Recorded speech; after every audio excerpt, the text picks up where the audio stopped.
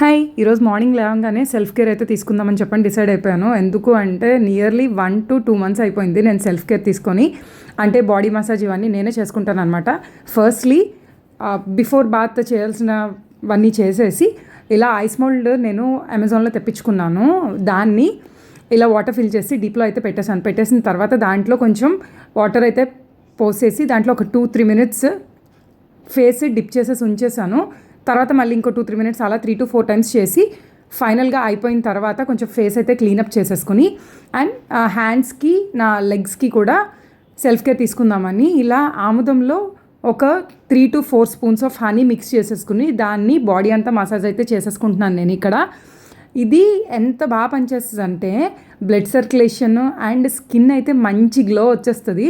మీరు ఒక్కసారి ట్రై చేసి చూడండి. ఇది ఆల్రెడీ నేను ఎప్పటి నుంచో యూజ్ చేస్తున్న మెథడ్. ఒక 3 to 4 spoons ఆఫ్ ఆముదం and 2 to 3 spoons of honey mix చేసేసుకుని మీకు కావాలంటే లెమన్ అండ్ షుగర్ కూడా యాడ్ చేసుకోవచ్చు. కానీ నేను ఈ రెండే మిక్స్ చేస్తాను ఎందుకంటే కన్సిస్టెన్సీ బాగుంటుంది, జారకుండా ఉంటుంది. అందుకని చెప్పని నేను ఇదే వాడతాను అనమాట. చాలా చాలా పనిచేస్తుంది. ట్యాన్ రిమూవ్ అవుతుంది, చక్కగా స్కిన్ అయితే చాలా స్మూత్నెస్ వచ్చేస్తుంది అనమాట. ఇలా నేను ఒక 15 to 20 minutes హ్యాండ్స్ అండ్ నా పాదాలకి మసాజ్ చేసేసుకున్న తర్వాత ఫైనల్లీ ఇంకా బాత్కి వెళ్ళిపోయిన తర్వాత బాడీ అంతా కూడా మసాజ్ చేసేసుకుని చెప్పాను.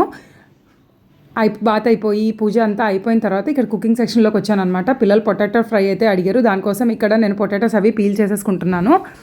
పీల్ చేసేసుకున్నాక ఇక్కడ మా అయ్యగారు పిలిస్తే సంథింగ్ ఏదో ఆయనకి ఏదో కావాలంటే ఆయనకి కూడా ఇచ్చేసి ఆయన పని అయితే ఇవాళ తొందరగానే కంప్లీట్ అయిపోయింది. కంప్లీట్ చేసేసుకున్న తర్వాత నేను ఇక్కడ పొటాటో ఫ్రైకి రెడీ చేసేసుకున్నాను. అండ్ నెక్స్ట్ మా వారు పొటాటో ఫ్రై తిన్నారు. సో దట్ ఆయన కోసం నేను చుక్కుడుకాయ అలంకారం పెట్టి చేస్తున్నాను. దానికోసమే ఇక్కడ చుక్కుడుకాయలు అయితే ఒలుస్తున్నాను అనమాట. ఈ లోపల స్టవ్ మీద మూకుడు పెట్టేసి దాంట్లో ఆయిల్ పోసేసుకుని పొటాటోస్ ఫ్రై చేయడానికి అయితే రెడీ చేసేసుకున్నాను నేను. నేను యాక్చువల్గా అయితే డీప్ ఫ్రై అయితే చేయను. Just only 2-3 spoons of oil వేసేసి దాంట్లో మాత్రమే నేను పొటాటోస్ని ఫ్రై అవనిస్తాను. ఎందుకంటే ఆయిల్ ఎక్కువ తినకూడదు కాబట్టి. సో ఇలా చేస్తానన్నమాట నేను.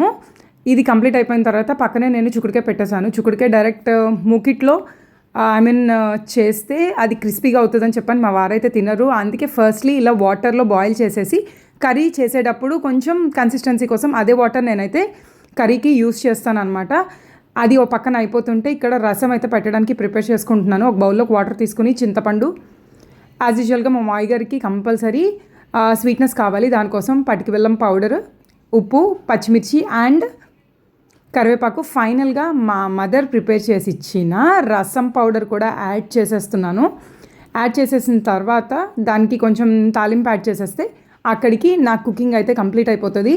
సో ఇదంతా కంప్లీట్ అయిపోయిన తర్వాత రైస్ పెడదామని చెప్పని దానికి కూడా ప్రిపరేషన్ అయితే చేసేసుకుని ముందే పెట్టేసుకున్నాను కుక్కర్లో. సో ఇక్కడ కుకింగ్ అయిపోయిన తర్వాత ఇవన్నీ కర్రీస్ కుక్కర్ని అయితే స్టవ్ మీద పెట్టేయాలి.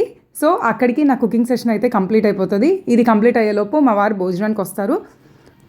మా వారితో పాటు పిల్లలకి కూడా లంచ్ పెట్టేసి సో నేను అక్కడి నుంచి షాప్కి అయితే జంప్ అయిపోవాలన్నమాట. మా మామయ్య గారు అక్కడ హాల్లో టీవీ అయితే చూస్తున్నారు.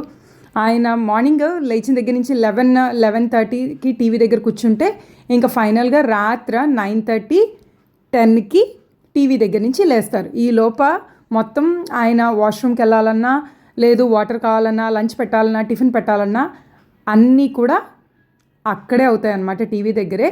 సో నాకు ప్రాబ్లం ఏం లేదు. ఇదండి ఈరోజుకి. బాయ్.